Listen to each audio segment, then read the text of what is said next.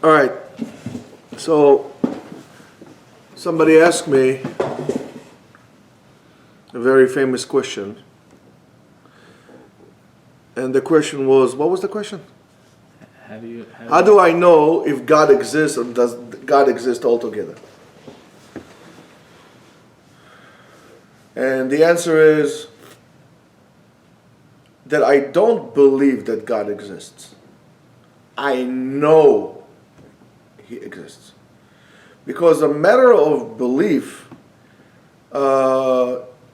is not necessarily based on a fact. I just believe things. I don't necessarily know that it's a fact. Knowing something is completely different. For example, without getting much into that, but that's a different subject altogether.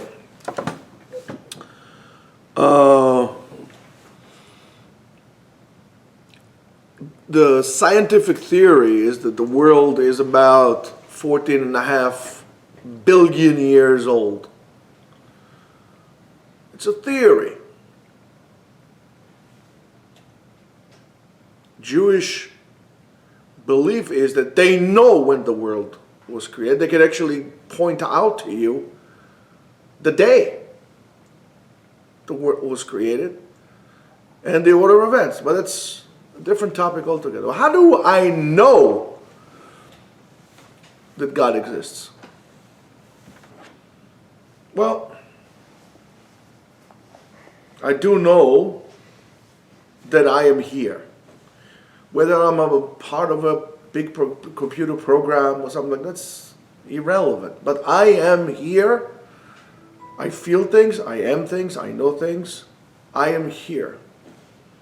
I know that my father is my father. I know my grandfather is my father's father. And so on and so forth. I could basically take you back, more or less from both sides of my parents, without a doubt, all the way back to 1395 in Spain. I could even point out certain synagogues in Spain that my ancestors' names is engraved on the walls of those synagogues. So it goes all the way back. I know I am a Jew by fact, not by theory. And as a descendant of Jewish people, there were if I go backwards, Israel, Turkey, Saloniki, in Greece, Spain, and so on and so forth. I can tell you where we came from. And that goes all the way back. If you're going to tell me that, for example, the fact that my father is my father or my grandfather is my grandfather is just a theory, it's a made-up thing, I'll refer to you to a shrink that I know that might actually give you good services. So now, I know that I'm a Jew and there's an unbroken chain. I received my smicha from my two rabbis, that they received it. I can tell you who did they receive their ordination from, and who they received it from, and so on and so forth. Basically an unbroken rabbinical chain of about 120 something, 127 generations, all the way back to Har Sinai. Some people think that came Ezra Sofer, Ezra the scribe, and actually wrote up the whole entire Torah. Well, let me tell you that. If he did this, he's probably the greatest man ever walked the face of the earth. Not only that, knowing Jews, they would not be able to swallow such a lie all of a sudden to make up, a bunch of people in Babylonia and just, oh, we are, they'll tell them, what are you talking about? My grandfather came from the galut of Nebuchadnezzar. So he could not come up with a story. Or that my great grandfather was in Babylonia. We never in Israel. So the whole concept that the Torah is made up is quite foolish. And what did happen in Har Sinai? Well, there was a guy named Moses, also known as Rabbeinu, Moshe Rabbeinu. There were Jews there gathering in the mountain, and there was an unbelievable sight of divine revelation at Mount Sinai, where the Torah was given to Am Yisrael. We all know the story. Very nice firework, a whole ordeal over there. And why am I referring to Mount Sinai? Just gotta tell you the following. I know a guy that lived in my neighborhood, actually two people, very reliable people. I mean, really reliable people. Then I'm talking about something like 25 years ago. They drove somewhere in the North Shore of Long Island, and they saw an unbelievable sight.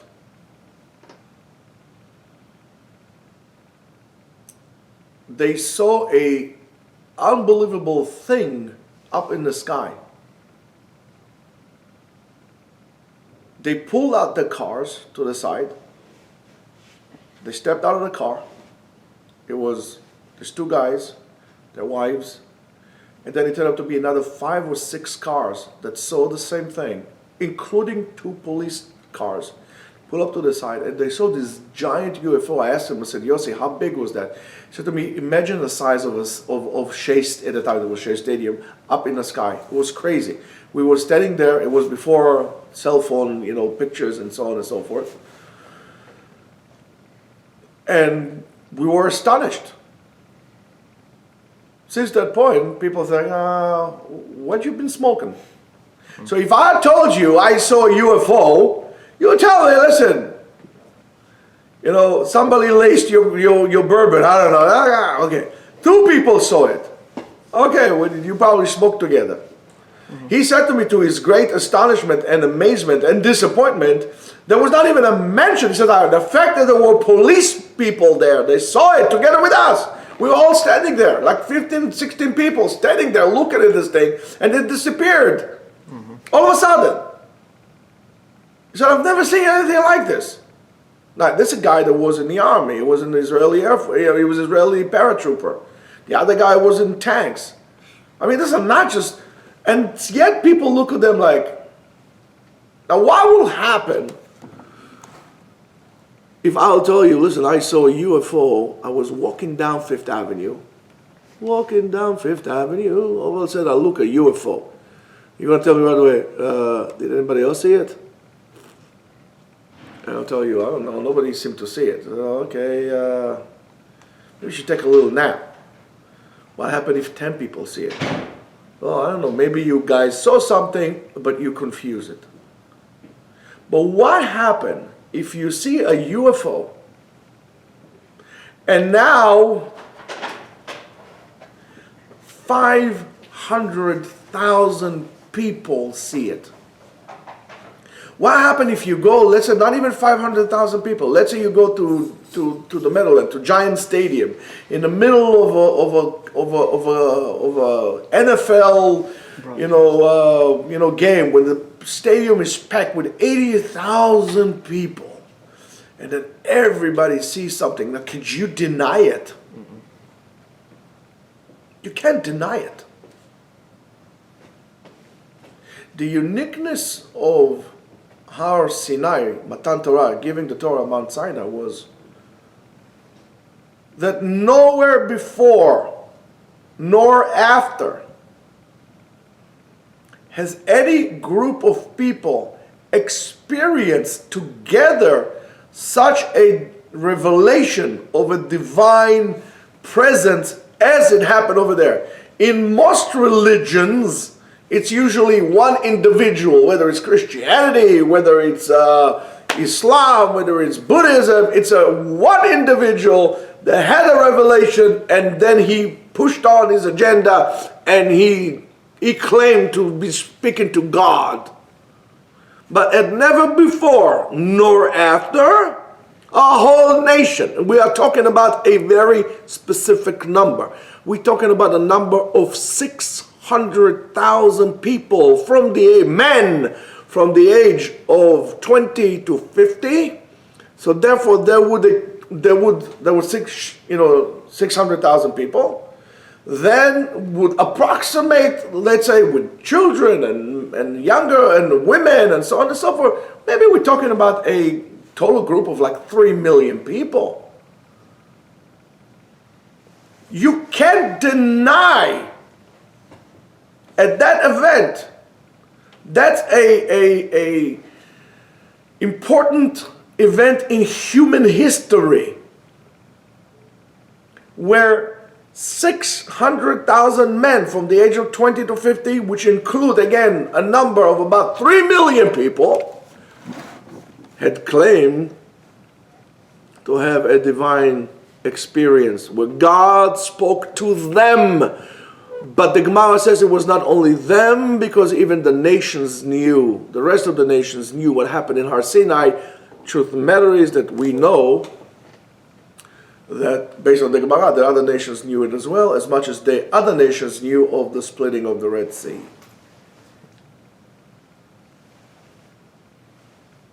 So to all these people that claim that God is an invention, what do you do with that? Well, you could dismiss everything. As I said to you before, you could dismiss the fact that you're even alive, because they would argue with you that you are part of a giant dream of like a alternate universe. You are some molecule. You could deny everything, but you cannot ignore the fact. The whole concept of doubting if God exists or doesn't exist is just an excuse to do what you want rather than submit yourself to the will of God. Now, it doesn't make a difference if you're a Jew or you're non-Jew. That's what it is. You got to admit that there is a God because it's a fact.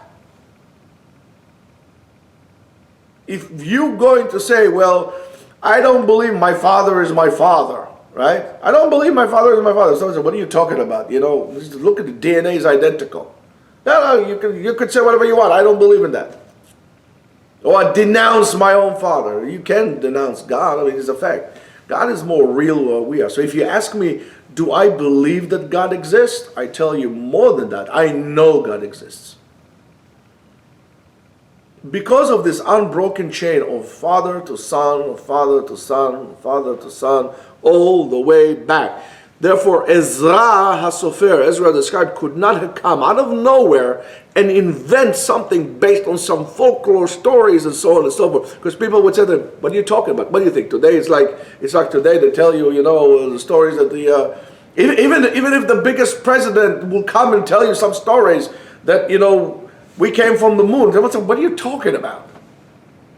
We're Americans. You can't come up with a story as long as you have people from that. That's the problem with the Holocaust. That's why many people try to deny the Holocaust. But they can deny as much as they want. Go to Auschwitz and go and speak to the people that were there. That's why it's important to spread the word of what happened in the Holocaust, to never forget. So it would not happen again. And we never forget what happened in Har Sinai, so we would not forget and nobody could deny it. That's the thing. Now, whether you want to deny God's existence or not, that's up to you. But it doesn't change the fact that He's more real than all of us. And since you know that there is God, so therefore you act accordingly. Gentiles have their own role in creation. Jews have their own roles in creation. There's no contradiction between the two. And we all humans are there to serve God, each one to his own task. As much as in the Jews, we have Levites, we have Kohanim, we have Israel. So they're Jews, they're Gentiles. Everybody has a job, and we all need to come together for the glory of God. So does God exist? Without a doubt. How do I know it? Do I know that I have a father? I was not born out of the Holy Spirit. I was born from a father and a mother. And there is an order to the universe. And as such, God exists. Again, you could be a fool and denounce it, but you're no more than a fool. It's denying God's existence, it's like believing the kids are being brought to this world by storks in the cabbage patch.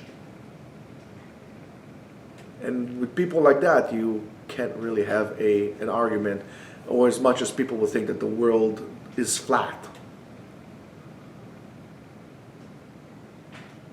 So, for me, it's amazing that people would dismiss people that think that the world is flat, but yet everybody will be apologetic, even if you believe in God, and you know that there is a God, still you'll be going to become apologetic that there is a God. No, I don't think so.